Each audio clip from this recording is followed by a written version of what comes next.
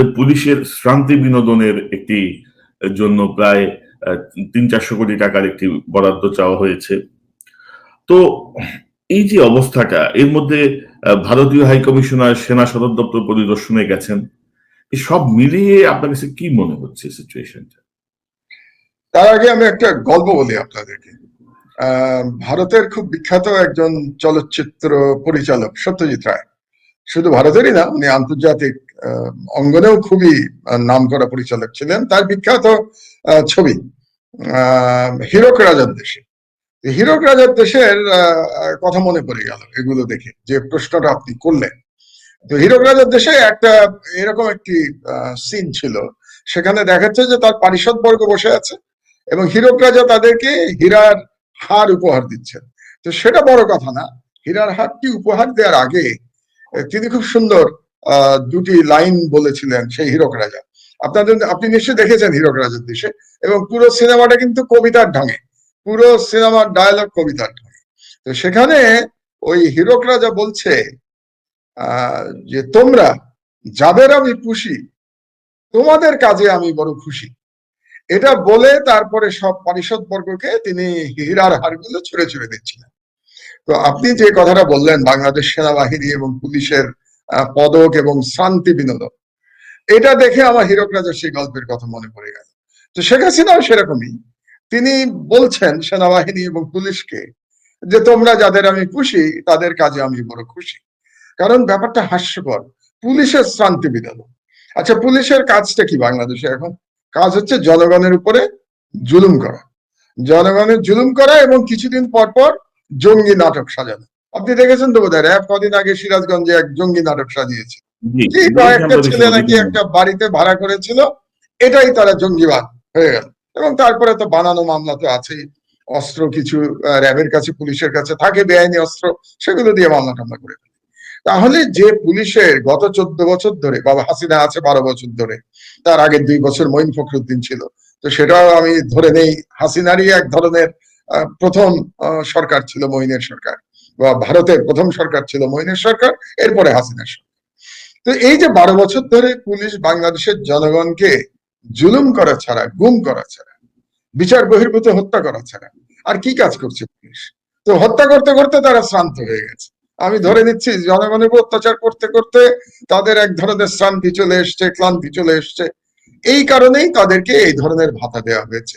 এবং আরেকটা জিনিস খেয়াল করুন কনক, কারণ আমি কিছুদিন একটা ক্ষুদ্র দায়িত্বে সরকারে ছিলাম, আপনার মনে আছে, সরকারের বাজেট থাকে, সরকারের কিছু আইন কানুন থাকে। আপনি ইচ্ছে করলে একজনকে 1 মাসের বেতন অতিরিক্ত দিয়ে দিতে পারেন না, এটা কারো বাপ দাদার সম্পত্তি না। কিন্তু শেখ হাসিনা বাংলাদেশকে বাপ দাদার সম্পত্তি হিসেবেই তিনি বিবেচনা করছেন। কারণ এই যে 1 মাসে 400 বা 500 কোটি টাকা যে টাকাটা লাগবে, এটা কে দেবে? কোন বলেন আপনি, এই টাকাটা কোত্থেকে আসবে? আপনার আমার পকেট থেকে আসবে তো টাকাটা। কারণ আমরা যে ট্যাক্স দেই সেই ট্যাক্সের টাকায় তো সরকার চলে, আমাদের করের টাকায় সরকার চলে। তাহলে আমাদের 500 কোটি টাকা আপনি নিয়ে পুলিশকে দিয়ে দিচ্ছেন, কেন দিচ্ছেন? যে আমার উপরে টর্চার করতে করতে তারা ক্লান্ত হয়ে গেছে, এই জন্য আমার পকেট থেকে টাকা নিয়ে যেয়ে আপনি পুলিশকে দিচ্ছেন। এই ধরনের কাজ কারবার শুধুমাত্র একটা চরম ফ্যাসিস্ট রাষ্ট্রে চলতে পারে, যেটা বাংলাদেশে তার প্রমাণ। একই অবস্থা হয়েছে পদকের ক্ষেত্রে। পদকের প্রথম নামটি কার? স্বয়ং সেনাপ্রধান। আচ্ছা আমাকে বলুন তো, সেনাপ্রধান যদি পদক নেয় তিনি কার সাথে, এবং সেখানে বলা আছে বীরত্বের জন্য, সাহসের জন্য এই পদক, তো তিনি কার সাথে যুদ্ধ করেছেন? বাংলাদেশ সেনাবাহিনী কার সাথে যুদ্ধ করে? বাংলাদেশের জনগণের সাথে যুদ্ধ করা ছাড়া তাদের আর কোনো কাজ আছে না। এই আজিজ সারা জীবনে কার সাথে যুদ্ধ করেছে? আর তাকে যদি এখন সেনাপ্রধান হওয়ার পরে তাকে এই পদক দিতে হয়, তাহলে সেনাপ্রধান করা হয়েছিল তাকে কোন যোগ্যতায়? আপনাদের নিশ্চয়ই মনে আছে যে 2013 সালে হেফাজতের যে সম্মেলন হয়েছিল ঢাকায়, সেখানে 5ই মে ছিল বোধহয়, না তারিখটা 5ই মে রাত্রে যে গণহত্যা চালানো হয়েছিল, তখন আমি জেলে ছিলাম।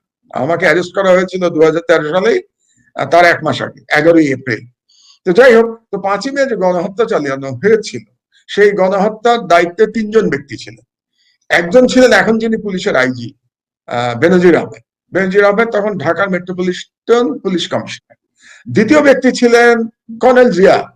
কর্নেল জিয়া তখন র্যাবের 2IC নাম্বার 2। আর 3 নম্বর ছিলেন এই আজিজ। আজিজ সাহেব তখন ছিলেন বিজিবি প্রধান। তো সেই রাতে এই ঘুমন্ত নিরস্ত্র আলেমদের উপরে যে ঝাঁপিয়ে পড়েছিল 4টি দল, কারা ছিল? পুলিশ ছিল, র্যাব ছিল, বিজিবি ছিল, আর আইন শৃঙ্খলা রক্ষাকারী বাহিনীর পোশাকে ছাত্রলীগ যুবলীগের গুন্ডারা ছিল। এই 4টা দল মিলে সেদিন গণহত্যা চালিয়েছিল। তো তাহলে যদি আজিজের জীবনে আমরা যুদ্ধ দেখতে যাই, তাহলে সেই একটি যুদ্ধই তিনি করেছেন, আলেমদের হত্যা করেছিলেন। তাহলে সেই বীরত্বের পুরস্কার কি এতদিন পরে দেওয়া হচ্ছে তাকে? এটা গেল 1 নম্বর। আবার 2 নম্বরে আসেন আপনি, 2 নম্বর লিস্টে নামটা কার? এই জিয়ার, যে জিয়ার কথা আমরা বলছিলাম। কর্নেল জিয়া ছিল তখন, এখন মেজর জেনারেল জিয়া। সেই জিয়া ব্রিগেডিয়ার জেনারেল, ওকে, ব্রিগেডিয়ার জেনারেল জিয়া। তো সেই জিয়া ওই রাতে এই হত্যায় নেতৃত্ব দিয়েছিল। তাহলে খেয়াল করে দেখুন যে ওই দিন যারা নেতৃত্ব দিয়েছিলেন আলেমদের হত্যা করার কাজে, তার 1 নম্বর এবং 2 নম্বর ব্যক্তিকে পদক দেওয়া হয়েছে। এটা বাংলাদেশের আলেমদের বুঝতে হবে যে বর্তমান সরকার একটা ইসলাম বিদ্বেষী ভারতের দালাল সরকার রাষ্ট্র দখল করে বসে আছে। এবং আপনি যে বললেন না যে ক্যান্টনমেন্টে ভারতীয় অ্যাম্বাসেডর, হাই কমিশনার আমরা যেটাকে বলি, অন্য দেশের ক্ষেত্রে কমনওয়েলথের বাইরে অ্যাম্বাসেডর বলা হয়, কমনওয়েলথের ভেতরে আমরা হাই কমিশনার বলি। যাই হোক, তো হাই কমিশনার যে ক্যান্টনমেন্টে গেছে, এটাতে অবাক হওয়ার কিছু নাই, কারণ ওটা তো ভারতেরই সম্পত্তি। ক্যান্টনমেন্ট তো আর বাংলাদেশের সম্পত্তি নাই। যদি বাংলাদেশের সম্পত্তি হতো তাহলে অ্যাম্বাসেডর এভাবে যেতে পারতেন না। আপনি জানেন, আপনি নিশ্চয়ই মনে আছে যে আগে কিন্তু একটা নিয়ম ছিল যে বিদেশি দূতাবাসের কর্মীরা বা কোনো বিদেশি যদি ক্যান্টনমেন্টে যেতে হয় তাহলে সরকারকে জানিয়ে যেতে হয়, একটা ছাড়পত্র লাগে, অনেক ধরনের নিয়ম কানুনের ব্যাপার আছে এখানে। এখন কিন্তু কিছুই লাগে না। ফ্ল্যাগ উড়িয়ে গিয়ে ভারতীয় ওই যে তেরঙ্গা পতাকা, যেটাকে ভারত বলে থাকে, তেরঙ্গা পতাকা গাড়ির উপর উড়িয়ে ঢাকা ক্যান্টনমেন্টে ঢুকে যেতে পারেন ইচ্ছা করলে ভারতীয় হাই কমিশনার। তো এটা হয়েছে বাংলাদেশের অবস্থা। তো এই অবস্থা জনগণকে বুঝতে হবে। এখন জনগণ কতটা বুঝতে পারছেন সেটা সম্পর্কে আমি নিশ্চিত নই যে পুরোপুরি তারা বুঝতে পারছেন কিনা, যে তাদের ধর্মীয় স্বাধীনতা চলে গেছে বাংলাদেশের মানুষের। ধর্মীয় স্বাধীনতা কাদের গেছে এটা আবার বুঝতে হবে।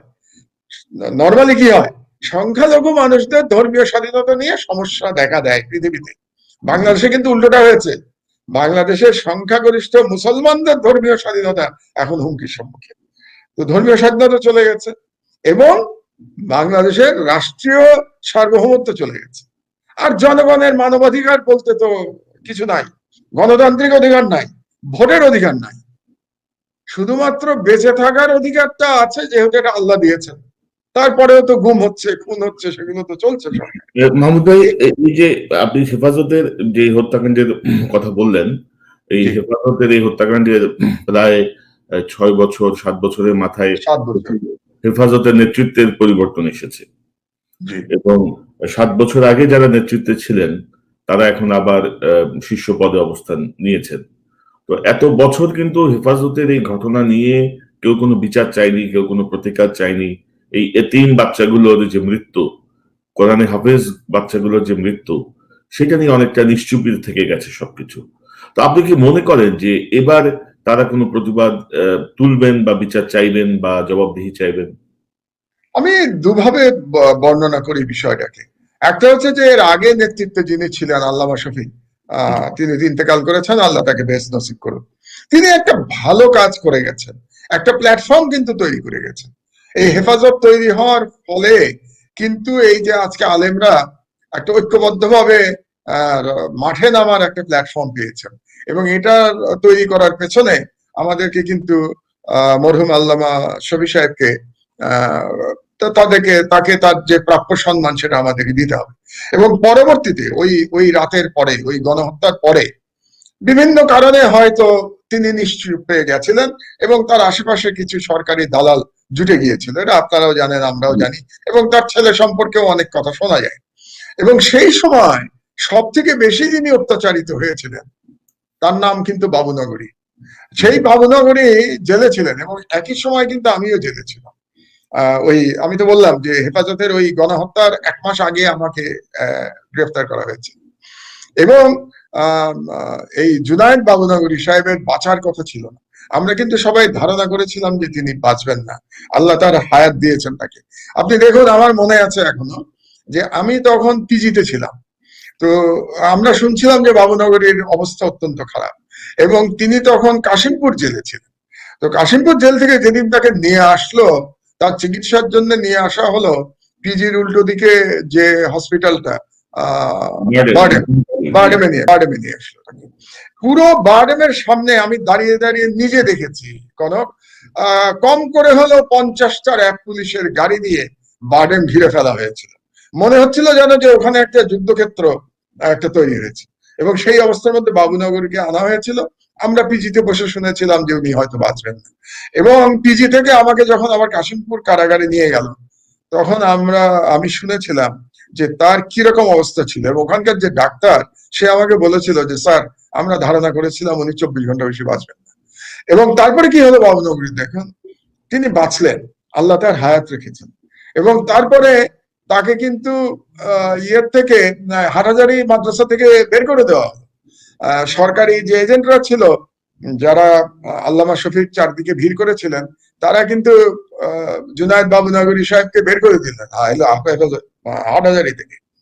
তো আল্লাহর কি ইচ্ছা দেখুন, যে ব্যক্তির বাঁচার কথা ছিল না, যে ব্যক্তিকে হাটহাজারী থেকে বের করে দেওয়া হয়েছিল, সেই ব্যক্তি আজকে হেফাজতের সর্বোচ্চ পদে নির্বাচিত হয়েছে।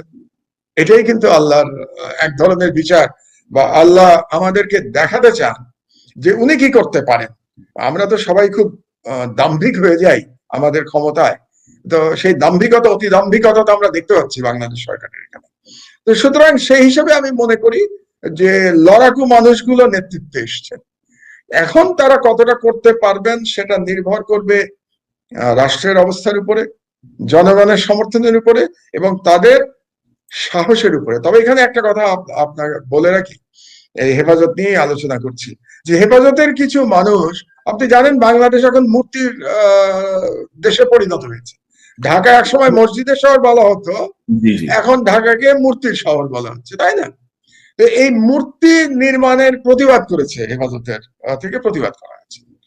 তো কি করা হলো, যে প্রতিবাদ করেছিলেন মেইনলি দুজনের নাম আমি বেশি দেখেছি, আল্লামা মামুনুল হক সাহেব আর হলো চরমোনাই পীর সাহেব।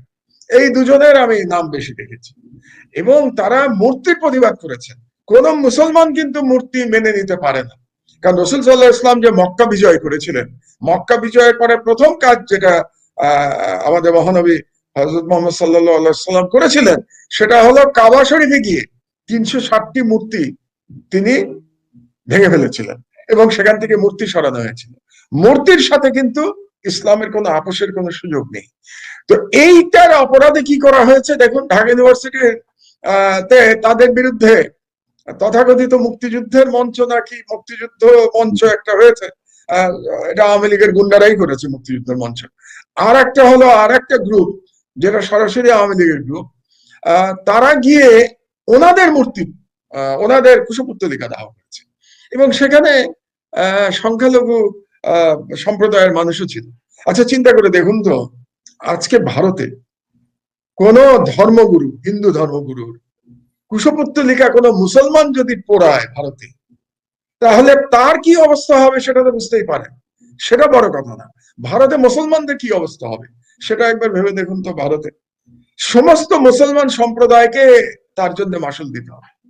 আর বাংলাদেশে আজকে এমন অবস্থা হয়েছে যে মুসলমান ধর্মগুরুদের, বা আমরা তো ধর্মগুরু বলি না, আমরা আলেম বলি, আলেমদের কুশপুত্তলিকা দাহ করা হচ্ছে, এবং সেই দাহ করার প্রক্রিয়ায় সংখ্যালঘু গোষ্ঠীও জড়িত হচ্ছে। তার বিরুদ্ধে আমরা কোনো প্রতিবাদ করতে পারছি না, বা সেভাবে প্রতিবাদ করতে পারছি না। কাজে আপনার যে প্রশ্ন, যে তারা কতটা বিচার চাইতে পারবেন, তার সঙ্গে বিচার তো তারা চাইতেই পারেন, কিন্তু সেটা আদায় করে নেওয়ার জন্য জনগণকে ঐক্যবদ্ধ হতে হবে, জনগণকে নিজের অস্তিত্ব জানান দিতে হবে। এবং আমাদের আইডেন্টিটি, এই যে আমরা বাঙালি মুসলমান, 90% বাঙালি মুসলমান বাংলাদেশে বাস করে, এই বাঙালি মুসলমানদের সাহস করে দাঁড়িয়ে বলতে হবে, হ্যাঁ আমি বাঙালি মুসলমান, এটাই আমার পরিচয়। এটা না হলে আপনি কিছু করতে পারবেন। তো মাহমুদ ভাই, হঠাৎ করে শেখ মুজিবের মূর্তি বানানোর এই এই প্রতিযোগিতা কেন শুরু হলো, বা রাষ্ট্রীয়ভাবে কি করতে যাচ্ছে? শেখ মুজিবের মূর্তি এতটাই জরুরি কিছু? শুনুন, বাংলাদেশ এখন তো আমি অনেক আগেই বলেছিলাম যে অ্যাকচুয়ালি মুজিব বর্ষের নামে এটা শুরু হয়েছে মুজিব বর্ষ থেকে, আপনাদের মনে রাখতে হবে। মুজিব বর্ষ থেকেই কিন্তু এই মূর্তি পূজার ব্যাপারটা শুরু হয়েছে। বাংলাদেশ এখন ব্যক্তি পূজার থেকে মূর্তি পূজায় চলে গেছে। আমি কথাটা কি বলছি খেয়াল করুন কনক, ব্যক্তি পূজা থেকে আমরা মূর্তি পূজায় চলে গেছি। ব্যক্তি পূজা বাংলাদেশের আওয়ামী লীগের মধ্যে সবসময় ছিল, ওদের কাজই হচ্ছে ব্যক্তি পূজা করা, কিন্তু সেখান থেকে সরাসরি এখন মূর্তি পূজায় আমরা চলে যাচ্ছি। এবং এই প্রসঙ্গে আমি দেখলাম ওই যে প্রতিবাদ বিক্ষোভে আওয়ামী লীগের লোকজন দাবি মামুনুল হক এবং চরমনায় পীর সাহেবের কুশপুত্তলিকা দাহ করে তাদেরকে গ্রেফতারের দাবি জানিয়েছেন। সেখানে তারা আরেকটা দাবি জানিয়েছে, বাংলাদেশের প্রতিটি শিক্ষা প্রতিষ্ঠানে এবং প্রতিটি জেলা উপজেলায় শেখ মুজিবুর রহমানের মূর্তি বানাতে হবে। তো এটা দেখে আমার মনে হলো তাহলে বাংলাদেশে কয় লক্ষ মূর্তি লাগবে শেখ মুজিবুর রহমানের। এই প্রসঙ্গে আপনাদেরকে আবার একটা পুরনো গল্প বলি। আসলে ফ্যাসিজম কিন্তু দেশে দেশে ফ্যাসিজমের চেহারা একই রকম। ইরাকের কথা তো মনে আছে আপনাদের, তো ইরাকের সাদ্দাম হোসেন, তো সাদ্দাম হোসেন যখন ইরাকের শেখ হাসিনার মতো ফ্যাসিস্ট ছিলেন, শাসক ছিলেন, তখন একটা তামাশা করে বলা হতো যে ইরাকের যত জনসংখ্যা তার অর্ধেক হচ্ছে সাদ্দাম হোসেনের মূর্তি। অর্থাৎ ইরাকের যদি 1 কোটি জনসংখ্যা হয় তার 50 লাখ হচ্ছে সাদ্দাম হোসেনের মূর্তি। তো বাংলাদেশ ক্রমে সেই দিকে যাচ্ছে। বাংলাদেশ এই মূর্তি পূজার কালচার এটাকে এস্টাবলিশ করা হচ্ছে বাংলাদেশে, এবং মূর্তি পূজার কালচার এস্টাবলিশ করতে পারলে আপনাদের ধর্মীয় মূল্যবোধ আরো ধ্বংস করে দেওয়া সম্ভব হবে। কারণ একটা জিনিস আপনাদেরকে বুঝতে হবে যে বাংলাদেশের যে আজকে স্বাধীন, এর প্রধান কারণ হচ্ছে বাংলাদেশের জনগণের 90% বাঙালি মুসলমান। আমরা যদি বাঙালি মুসলমান নয়, ধরুন কল্পনা করে নিন এরা যদি 90% বাঙালি হিন্দু হতো, এদের জনসাধারণ, তাহলে আজকে বাংলাদেশ তো ভারতের অংশ হতো নাকি? তাই তো হতো। বাংলাদেশ স্বাধীন, তার মূল কারণটা হচ্ছে বাংলাদেশের 90% মুসলমান। তাহলে আমাদের মুসলমানিত্ব যদি ঘুণ ধরিয়ে দেয়া যায়, মুসলমানিত্ব যদি দুর্বল করে দেয়া যায়, তাহলে বাংলাদেশটাকে কুক্ষিগত করতে হিন্দুত্ববাদী বা ভারতের সুবিধা হয়, এবং সেই কাজটি বর্তমানে শেখ হাসিনা করে দিচ্ছে। সরকারের গৃহীত নানা সিদ্ধান্ত সবকিছু নিয়ে আজকে আমাদের অতিথি বিশিষ্ট সাংবাদিক, মজলুম সাংবাদিক, আমার দেশ পত্রিকার সম্পাদক জনাব মাহমুদুর রহমান। মাহমুদ ভাই, আসসালামু আলাইকুম, আপনাকে স্বাগত জানাচ্ছি। ওয়ালাইকুম আসসালাম কনক। আর আপনার সঙ্গে সঙ্গে আজকে যারা শুনছেন আমাদের অনুষ্ঠান আর দেখছেন তাদেরকেও সালাম জানাচ্ছি। আসসালামু আলাইকুম। আপনার শারীরিক অবস্থা কি, কেমন আছেন? আজকে অসুস্থ শুনেছিলাম। একটু অসুস্থ, বয়স তো বাড়ছে দিন দিন, তাই না? তারপরে আপনিও নির্বাসনে আছেন, আমিও নির্বাসনে আছি। নির্বাসনে থাকার একটা স্ট্রেস থাকে, কিন্তু সেই স্ট্রেসের কারণে হয়তো প্রেশার একটু আপ ডাউন করছে, ফ্লাকচুয়েশন হচ্ছে। তো ব্লাড প্রেশারের সমস্যায় আছি, ওষুধ টষুধ খাচ্ছি। বাকি আল্লাহ ভরসা, আমাদের জীবন তো লড়াই করতে করতে চলে গেল। তো আমাদের প্রেশার বাড়ে, কিন্তু যাদের প্রেশার বাড়ার কথা তাদের তো প্রেশার বাড়ে না। তারা তো দিব্যি মাছ ধরে বেড়াচ্ছে। হ্যাঁ, সেলাই করছেন, মাছ ধরছেন, সেই এগুলো এক ধরনের প্রচারণা, খুব সস্তা প্রচারণা। কিন্তু বাংলাদেশে আবার সস্তা প্রচারণা চলে, তো খায় তো লোকজন, দেখতে পাই। তো আমরা শুরু করতে চাই আপনার সাথে আজকের। আপনি জানেন যে সাম্প্রতিক সময়ে মার্কিন সিনেটের যে চিঠি, যে র্যাব কর্মকর্তাদেরকে এক ধরনের এমবার্গো দেয়া আমেরিকা প্রবেশের ক্ষেত্রে, সেই চিঠির কদিন পরেই সেনাবাহিনী পদক দেওয়া হয়েছে চিহ্নিত ব্যক্তিদের। এর মধ্যে পুলিশের শ্রান্তি বিনোদনের একটি জন্য প্রায় 300-400 কোটি টাকার একটি বরাদ্দ চাওয়া হয়েছে। তো এই যে অবস্থাটা, এর মধ্যে ভারতীয় হাই কমিশনার সেনা সদর দপ্তর পরিদর্শনে গেছেন, সব মিলিয়ে আপনার কাছে কি মনে হচ্ছে সিচুয়েশনটা? তার আগে আমি একটা গল্প বলি আপনাদেরকে। ভারতের খুব বিখ্যাত একজন চলচ্চিত্র পরিচালক সত্যজিৎ রায়, শুধু ভারতেরই না, উনি আন্তর্জাতিক অঙ্গনেও খুবই নামকরা পরিচালক ছিলেন। তার বিখ্যাত ছবি হীরক রাজার দেশে। হীরক রাজার দেশের কথা মনে পড়ে গেল এগুলো দেখে, যে প্রশ্নটা আপনি করলেন। তো হীরক রাজার দেশে একটা এরকম একটি সিন ছিল, সেখানে দেখাচ্ছে যে তার পারিষদ বর্গ বসে আছে এবং হীরক রাজা তাদেরকে হীরার হার উপহার দিচ্ছেন। তো সেটা বড় কথা না, হীরার হারটি উপহার দেওয়ার আগে তিনি খুব সুন্দর দুটি লাইন বলেছিলেন সেই হীরক রাজা। আপনি নিশ্চয়ই দেখেছেন হীরক রাজার দেশে, এবং পুরো সিনেমাটা কিন্তু কবিতার ঢঙে, পুরো সিনেমার ডায়ালগ কবিতার ঢঙে। তো সেখানে ওই হীরক রাজা বলছে যে তোমরা যাদের আমি খুশি, তোমাদের কাজে আমি বড় খুশি। এটা বলে তারপরে সব পারিষদ বর্গকে তিনি হীরার হারগুলো ছুঁড়ে ছুঁড়ে দিচ্ছিলেন।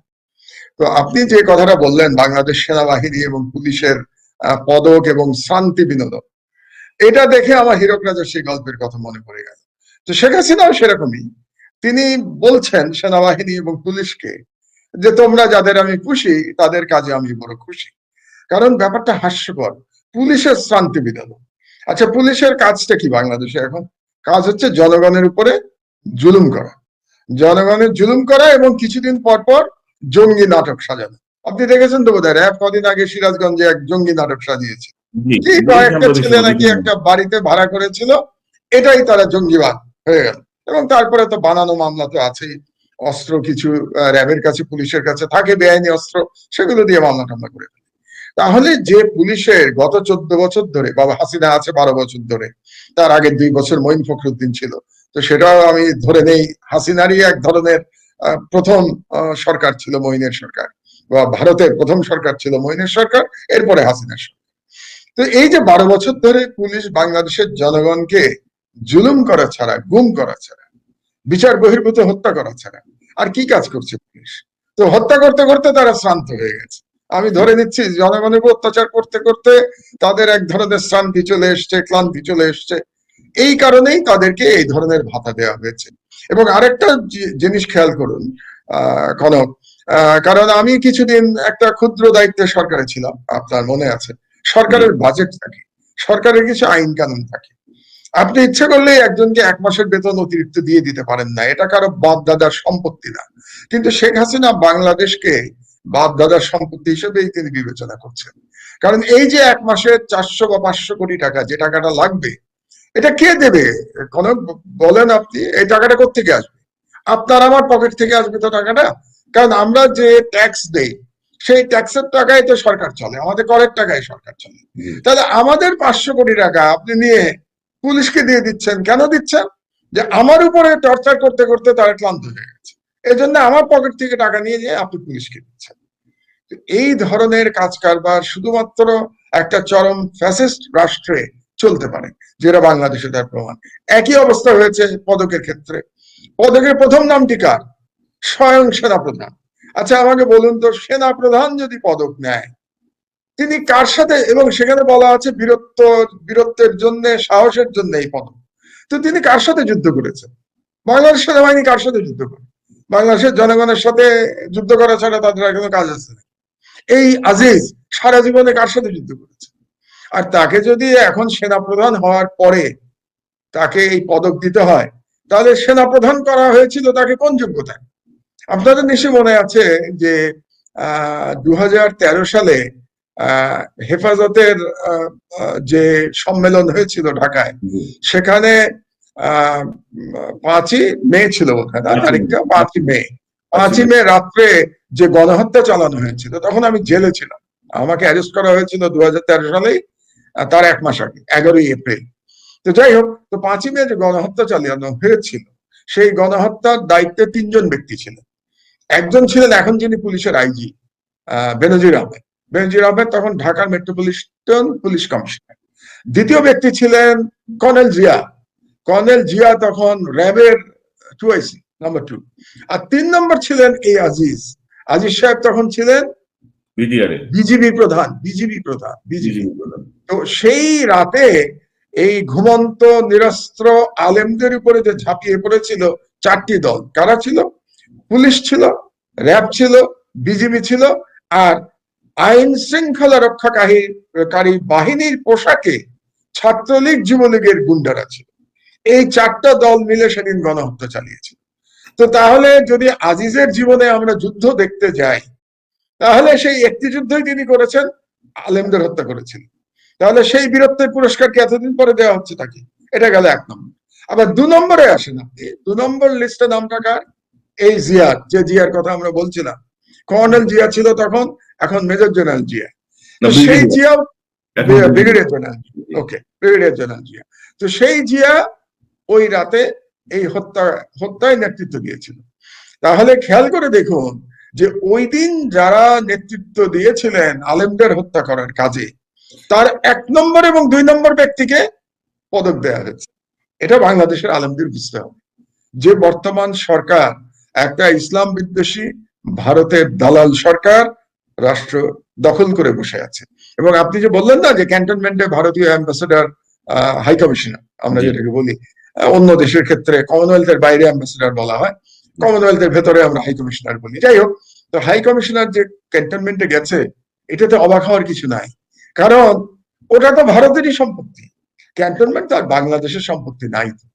যদি বাংলাদেশের সম্পত্তি হতো তাহলে অ্যাম্বাসেডর এভাবে যেতে পারতেন না। আপনি জানেন, আপনার নিশ্চয়ই মনে আছে যে আগে কিন্তু একটা নিয়ম ছিল যে বিদেশি দূতাবাসের কর্মীরা বা কোনো বিদেশি যদি ক্যান্টনমেন্টে যেতে হয় তাহলে সরকারকে জানিয়ে যেতে হয়, একটা ছাড়পত্র লাগে, অনেক ধরনের নিয়ম কানুনের ব্যাপার আছে এখানে। এখন কিন্তু কিছুই লাগে না। ফ্ল্যাগ উড়িয়ে গিয়ে ভারতীয় ওই যে তেরঙ্গা পতাকা, যেটাকে ভারত বলে থাকে, তেরঙ্গা পতাকা গাড়ির উপর উড়িয়ে ঢাকা ক্যান্টনমেন্টে ঢুকে যেতে পারেন ইচ্ছা করলে ভারতীয় হাই কমিশনার। তো এটা হয়েছে বাংলাদেশের অবস্থা। তো এই অবস্থা জনগণকে বুঝতে হবে। এখন জনগণ কতটা বুঝতে পারছেন সেটা সম্পর্কে আমি নিশ্চিত নই যে পুরোপুরি তারা বুঝতে পারছেন কিনা, যে তাদের ধর্মীয় স্বাধীনতা চলে গেছে বাংলাদেশের মানুষের।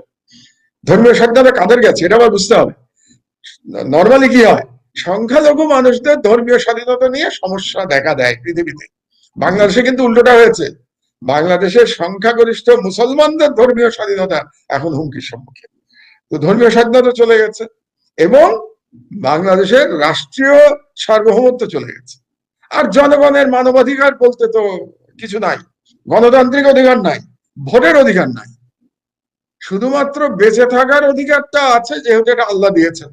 তারপরেও তো গুম হচ্ছে, খুন হচ্ছে, সেগুলো তো চলছে।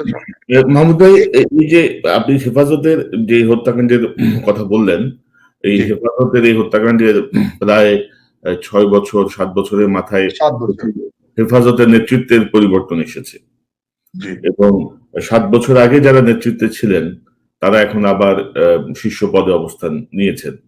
তো এত বছর কিন্তু হেফাজতের এই ঘটনা নিয়ে কেউ কোনো বিচার চায়নি, কেউ কোনো প্রতিকার চায়নি। এই এতিম বাচ্চাগুলোর যে মৃত্যু, কোরআনে হাফেজ বাচ্চাগুলোর যে মৃত্যু, সেটা নিয়ে অনেকটা নিশ্চুপি থেকে গেছে সবকিছু। তো আপনি কি মনে করেন যে এবার তারা কোনো প্রতিবাদ তুলবেন বা বিচার চাইবেন বা জবাবদিহি চাইবেন? আমি দুভাবে বর্ণনা করি বিষয়টাকে। একটা হচ্ছে যে এর আগে নেতৃত্বে যিনি ছিলেন আল্লামা শফি, তিনি ইন্তেকাল করেছেন, আল্লাহ তাকে বেশ নসিব করুন। তিনি একটা ভালো কাজ করে গেছেন, একটা প্ল্যাটফর্ম কিন্তু তৈরি করে গেছেন। এই হেফাজত তৈরি হওয়ার ফলে কিন্তু এই যে আজকে আলেমরা একটা ঐক্যবদ্ধভাবে মাঠে নামার একটা প্ল্যাটফর্ম পেয়েছেন, এবং এটা তৈরি করার পেছনে আমাদেরকে কিন্তু মরহুম আল্লামা শফি সাহেবকে তাকে তার যে প্রাপ্য সম্মান সেটা আমাদেরকে দিতে হবে। এবং পরবর্তীতে ওই রাতের পরে, ওই গণহত্যার পরে বিভিন্ন কারণে হয়তো তিনি নিশ্চুপ পেয়ে গেছিলেন এবং তার আশেপাশে কিছু সরকারি দালাল জুটে গিয়েছিল, এটা আপনারাও জানেন, আমরাও জানি, এবং তার ছেলে সম্পর্কেও অনেক কথা শোনা যায়। এবং সেই সময় সব থেকে বেশি যিনি অত্যাচারিত হয়েছিলেন তার নাম কিন্তু বাবুনগরী। সেই বাবুনগরী জেলে ছিলেন এবং একই সময় কিন্তু আমিও জেলে ছিলাম। আমি তো বললাম যে হেফাজতের ওই গণহত্যার 1 মাস আগে আমাকে গ্রেফতার করা হয়েছে। এবং এই জুনায়েদ বাবুনগরী সাহেবের বাঁচার কথা ছিল না। আমরা কিন্তু সবাই ধারণা করেছিলাম যে তিনি বাঁচবেন না, আল্লাহ তার হায়াত দিয়েছেন তাকে। আপনি দেখুন, আমার মনে আছে এখনো যে আমি তখন পিজিতে ছিলাম। তো আমরা শুনছিলাম যে বাবুনগরীর অবস্থা অত্যন্ত খারাপ এবং তিনি তখন কাশিমপুর জেলে ছিলেন। তো কাশিমপুর জেল থেকে যেদিন তাকে নিয়ে আসলো, তার চিকিৎসার জন্য নিয়ে আসা হলো পিজির উল্টো দিকে যে হসপিটালটা,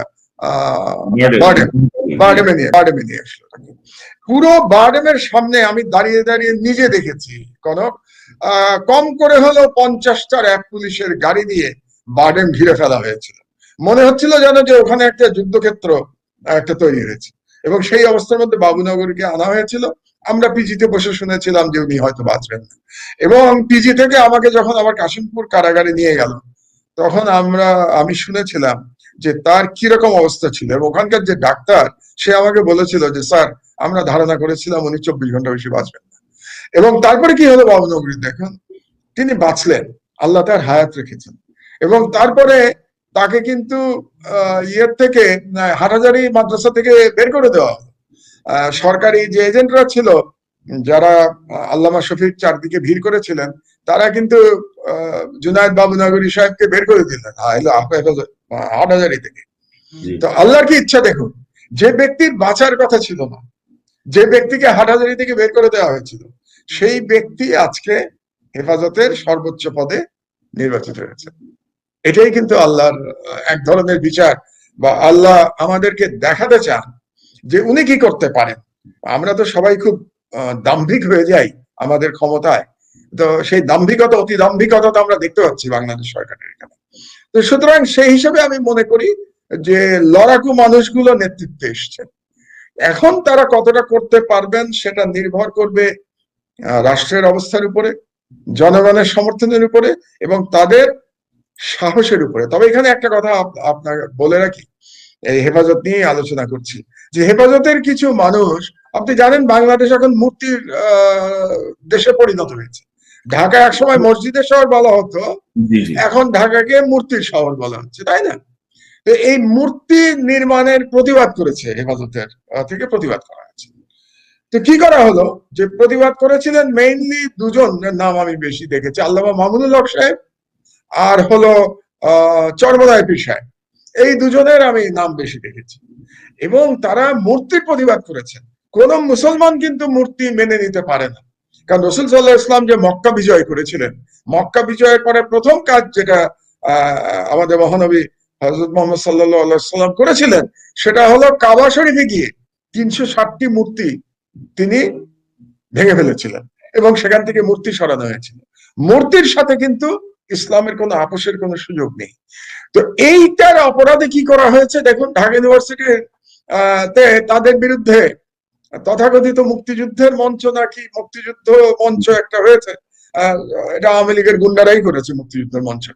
আর একটা হলো আর একটা গ্রুপ, যেটা সরাসরি আওয়ামী লীগের গ্রুপ, তারা গিয়ে ওনাদের মূর্তি, ওনাদের কুশপুত্তলিকা দাহ করেছে, এবং সেখানে সংখ্যালঘু সম্প্রদায়ের মানুষও ছিল।